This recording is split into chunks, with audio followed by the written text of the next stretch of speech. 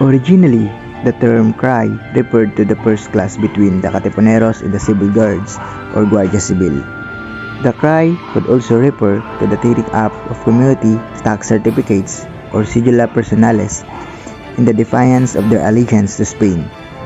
The inscription of Viva la Independencia Filipina can also be referred as term for the cry. This was literally accompanied by patriotic shouts because of competing accounts and ambiguity of the place where this event took place. The exact date and place of the cry is in contention. From 1908 until 1963, the official stance was that the cry occurred on August 26 in Balintawak. In 1963, the Philippines government declared a shift to August 23 in Pugadlawin, Quezon City. Guillermo Masangkay, one of the original members of the Katipunan. Guillermo Masangkay was designated to build the KKK in Cavite. His accounts contribute to our understanding of the cry of Balintawak and the death of Bonifacio. On August 26, a big meeting was held in Balintawak at the house of Apolonio Samson, then cabeza of the barrio of Caloocan. Among those who attended, I remember were Bonifacio, Emilio Jacinto, Aguedo de Rosario, Tomas Remigio, Bricio Pantas, Teodoro Plata, Pio Valenzuela, Enrique Pacheco, and Francisco Carrion. They were all leaders of the Katipunan and composed the board of directors of the organization.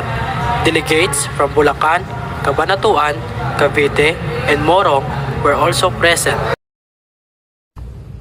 At about 9 o'clock in the morning of August 26, the meeting was opened with Andres Bonifacio presiding and Emilio Jacinto acting as secretary. The purpose was to discuss when the uprising was to take place. Teodoro Plata, Bricio Pantas, and Pio Valenzuela were all opposed to starting the revolution too early. Andres Bonifacio, sensing that he could lose the discussion, then left the session hall and talked to the people who were waiting outside for the result of the meeting of the leader. Told the people that the leader were arguing against starting the revolution early, and appealed to them in a fair speech in which he said he remembered the fate of our countrymen who were shot in Bagumbayan. Should we return now to the towns, the Spaniards will only shoot us. Our organization has been discovered, and we are all market men. If we don't start the uprising, the Spaniards will get us anyway. What then do you say? Revolt. The people shouted as one. Bonifacio then asked the people to give a pledge that they were to revolt. He told them that the sign of slavery of the Filipinos were the cedula tax charged each citizen. If it is true that you are ready to revolt, I want to see you destroy your cedulas. It will be a sign that all of us have declared our severance from the Spaniards. Not all accounts relate the tearing of cedulas in the last days of August. Of the accounts that do, older ones identify the place where this occurred as Kangkong in Balintawak or Caloocan. Most also give the date of the cedula tearing as August 26th, in close proximity to the first encounter. 1. Katipunero. Guillermo Masangkay claimed cedulas were torn more than once on the 24th as well as the 26th.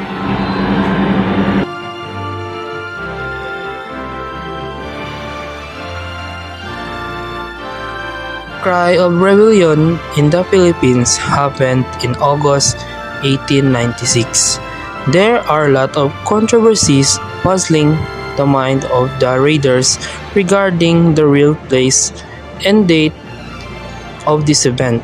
Some accounts pointing directly to Balintawak are associated with the cry Lieutenant Olegario Diaz of the Spanish Civil Guard wrote in 1896 that the event happened in Balintawak, which corroborate the account of the historian Gregorio Zaide and Teodoro Calao.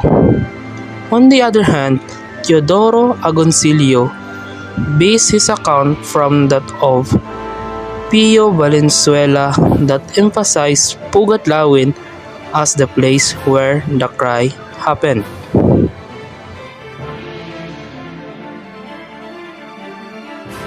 Here are some reasons why Pugadlawin is not considered as the place of the cry.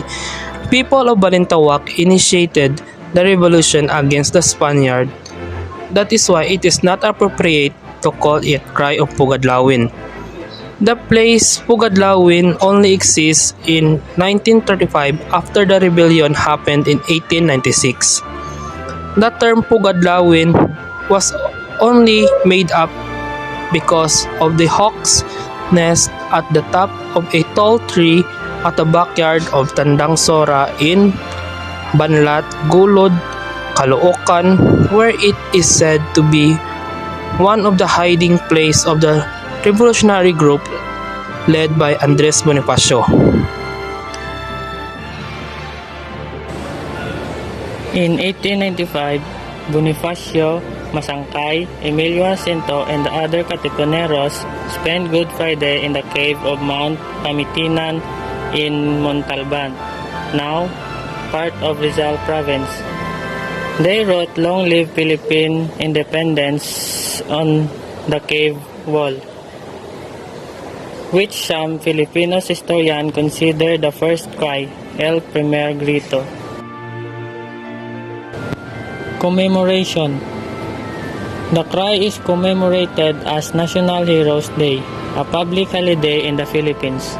The first annual commemoration of the cry occurred in Balintawak in 1908 after the American colonial government repealed the sedition law. In 1911, a monument to the cry, a lone Katipunero popularly identified with Bonifacio, was erected at Balintawak. It was later transferred to Vinzon's Hall in the University of the Philippines, Diliman, Quezon City. In 1984, the National Historical Institute of the Philippines installed a commemorative plaque in Pugadlawin.